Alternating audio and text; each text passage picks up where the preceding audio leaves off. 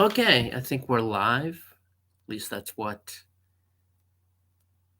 Oh, just saw just saw a window pop up. New managing moderators can support your channel in even more ways. These users have the same capabilities as standard moderators, but in addition, they can manage blocked words and change chat modes in live. I don't know why. Uh, I don't know why that would be an attractive option to essentially empower. YouTube is always YouTube is always attempting to introduce measures that'll restrict communication.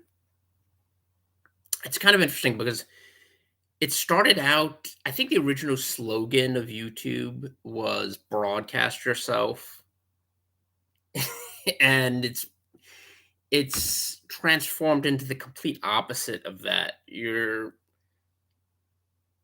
essentially broadcasting, "Hey GP, the other GP, how's it going?" You're essentially broadcasting what YouTube wants you to, amplifying their messages, essentially being filtered.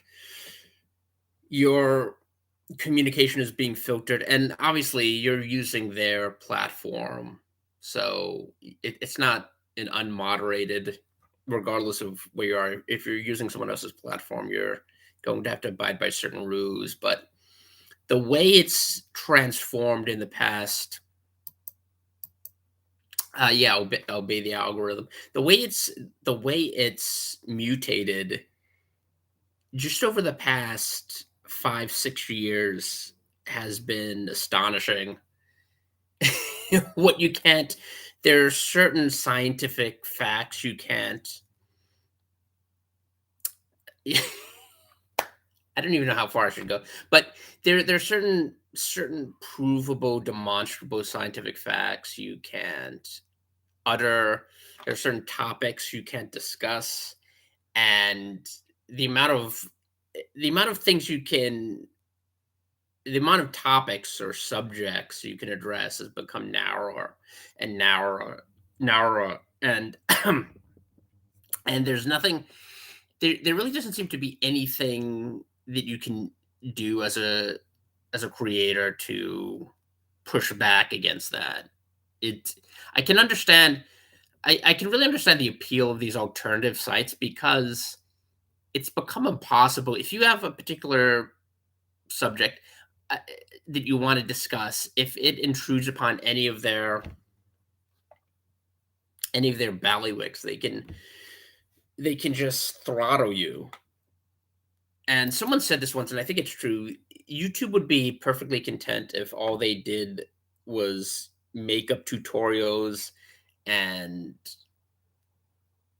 banal, mind-numbing music, and just brought and eliminated any sort of discussion about public affairs or current events, anything that contravened the narrative. They could eliminate all political channels and not lose any profit. And I think that's the direction the site is headed in. Things like, even um, the topic of this video, the earthquake in the Levant, in Syria and Turkey, and they're still experiencing aftershocks. That um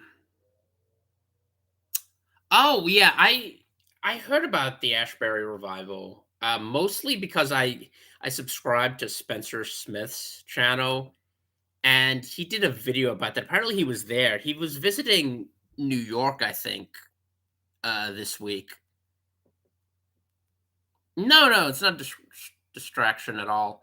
But apparently, he was visiting New York this week, and although Ashbury is in the South, so I guess he's returned. But he had a video about the Ashbury revival, which I haven't watched. So I I don't really have an intelligent opinion. I don't even know exactly what sort of church this is. If this is something like if this is some sort of Pentecostal church, and this is similar to the Brownsville revival with Michael Brown, or if it's just a revival in the ordinary sense of the word, people repenting and turning to Christ. Methodist. Yeah, it's funny. There are charismatic Methodist churches. I forget what the name of it is, but there's actually well I think well now they have their own denominations, but there were charismatic churches throughout. It was kind of an interdenominational movement. You even had it in Roman Catholicism. I think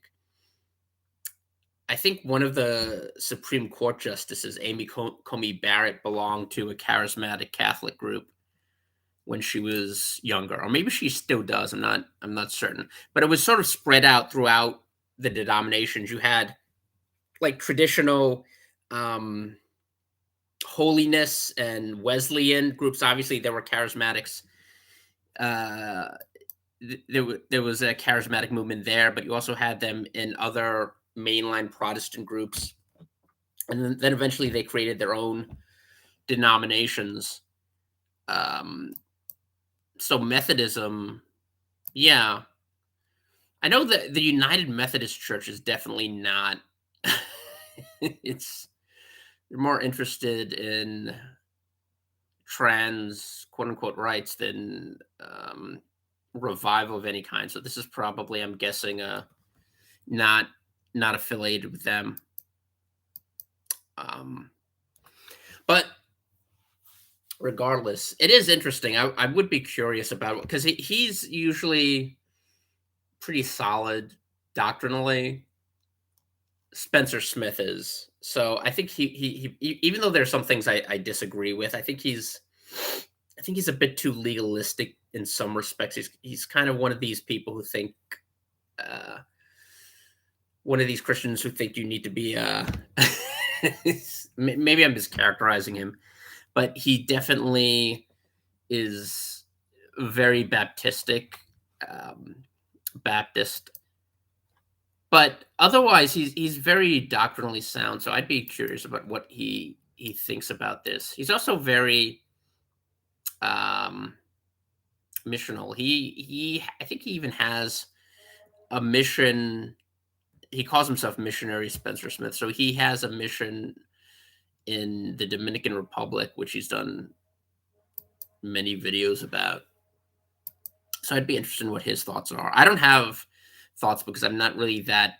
Before I came across, before I noticed that he was speaking about it, I wasn't even aware that it was happening.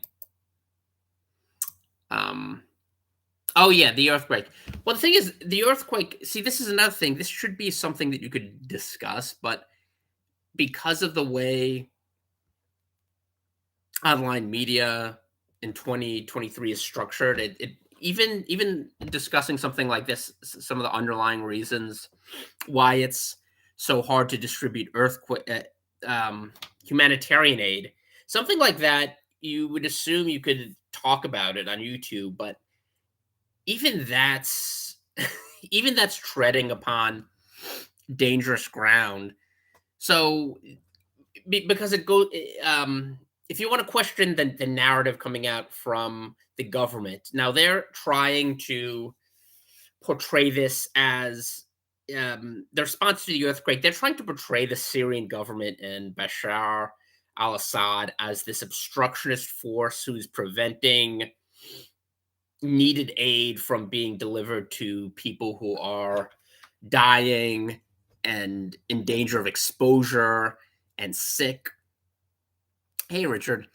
And really need, ostensibly, they need aid because of the non-functional status of large parts of Syria. But the thing is, they don't even the Assad doesn't even control the area, access to the area where this earthquake occurred. He's not even able, even if he wanted to allow American or NGO assistance into his country, he wouldn't even be able to do it because the this area is out of his direct purview. It's controlled by Turkey and uh, HTS, which was an offshoot of Al Qaeda. They've disavowed their link supposedly to Al Qaeda, and in fact, there's this Guardian article which is surprisingly fair.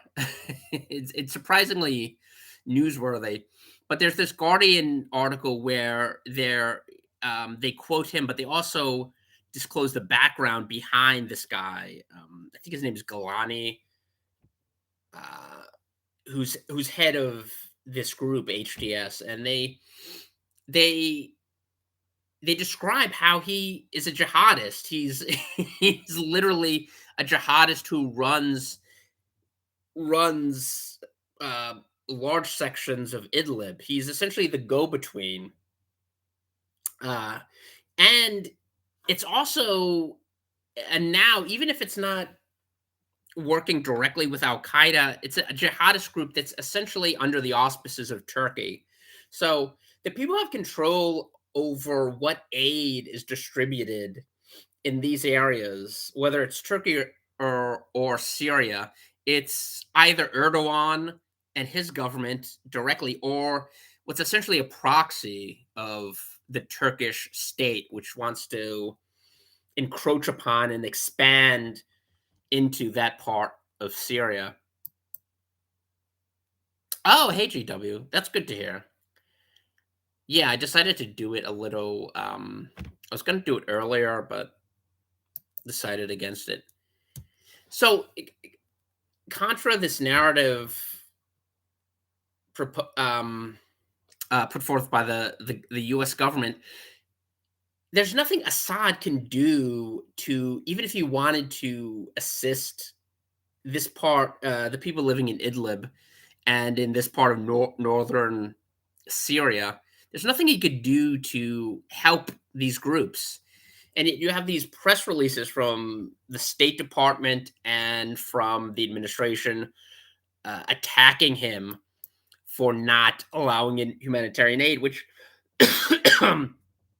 which would be sanctioned even theoretically. If Assad had reconquered Idlib and taken control, they would still be denied aid. So it would there's it's sort of a catch-22 here.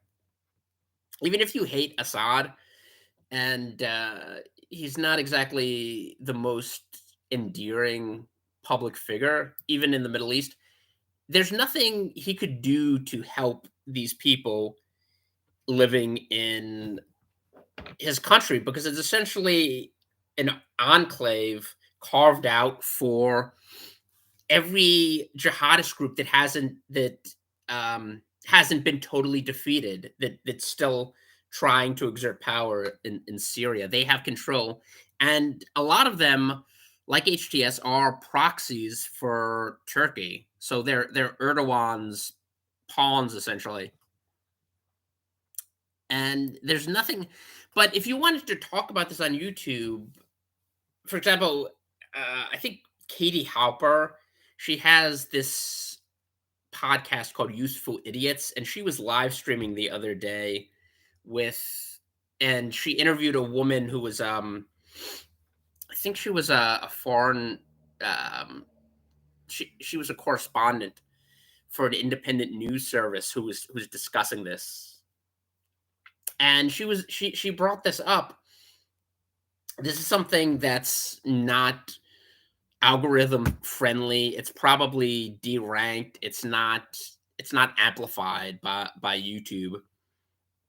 If you want to question the narrative being put out that Assad is allowing Syrian people to die because of this earthquake. The thing is, one of the reasons, I mean, the obvious reason is this area is runs along fault lines that very earthquake prone anyway. You always hear about earthquakes happening in Turkey, and in this particular example, I think one of the largest in the past century. 20 or 30,000 people have already been confirmed dead.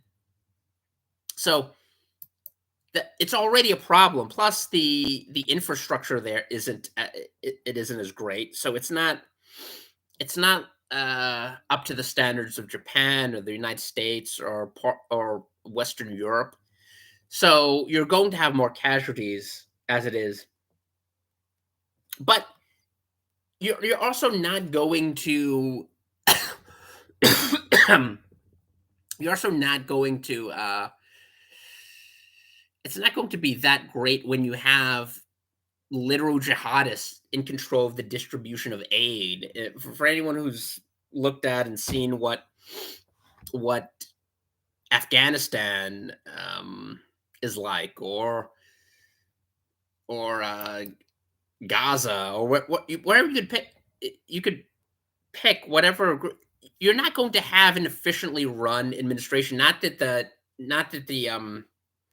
non-Islamic alternatives, not non-Islamic, not the non-jihadist alternatives are that much better, but it's at least a stable government whose sole interest isn't establishing a caliphate. Yeah, that's a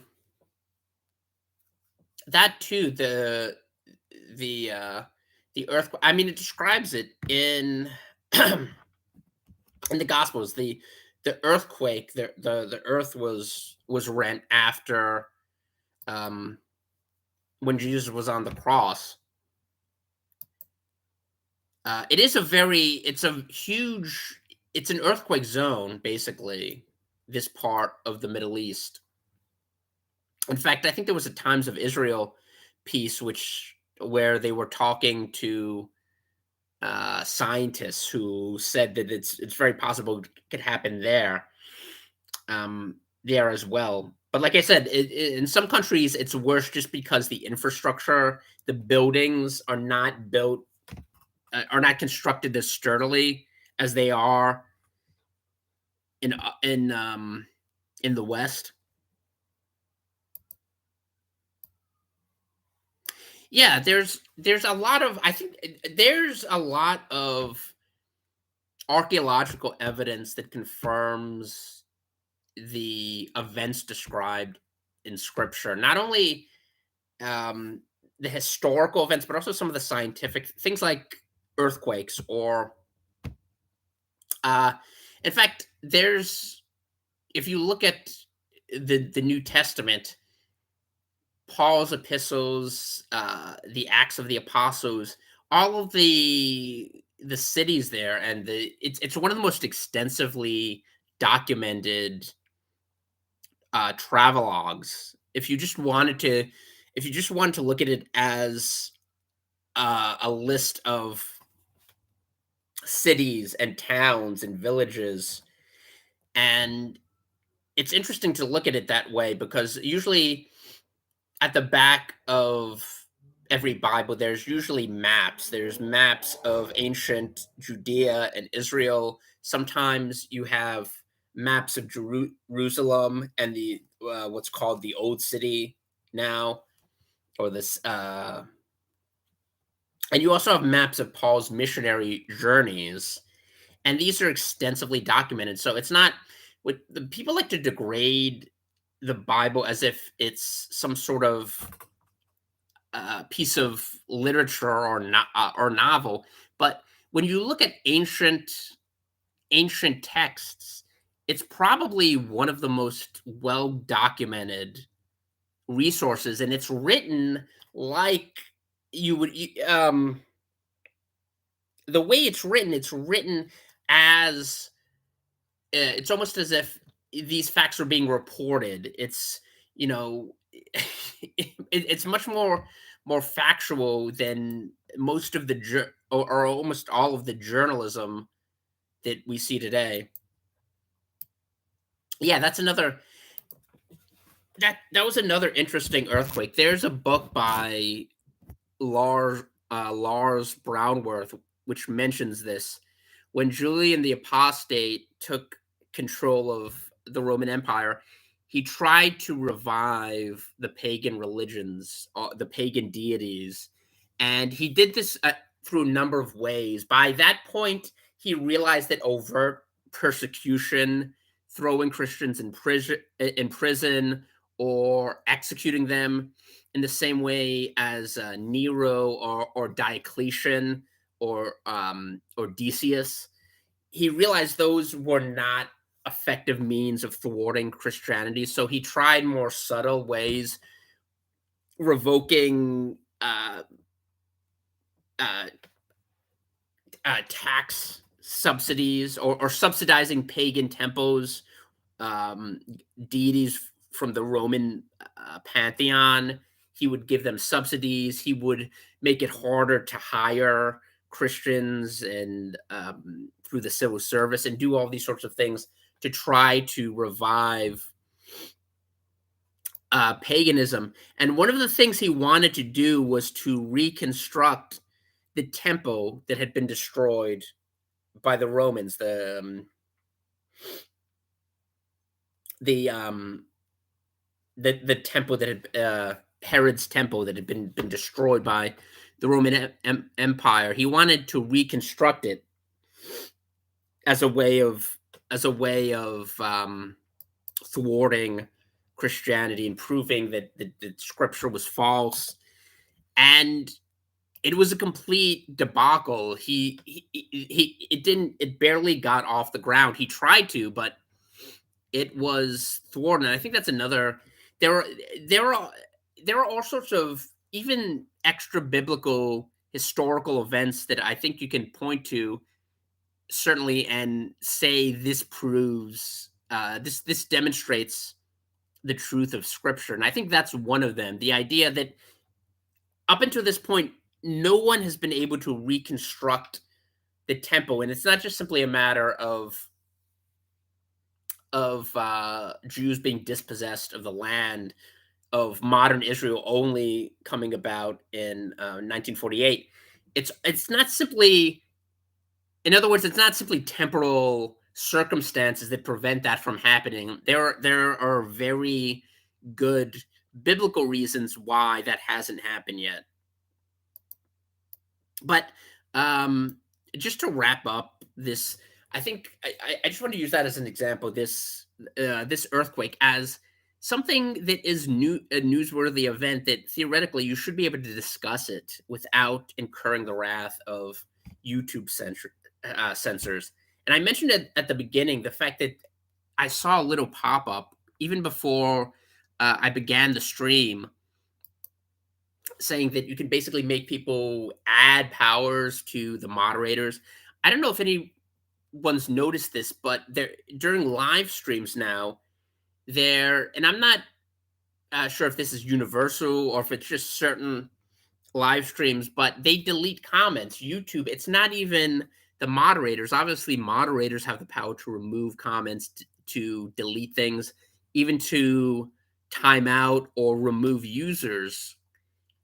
But now YouTube is taking it upon itself to do that for you. So in other words, even if you if you don't want to censor certain aspects of your live chat, YouTube does it for you. There's certain words that trigger, and these aren't even necessarily um, bad words. They're not racial slurs or expletives or even spam.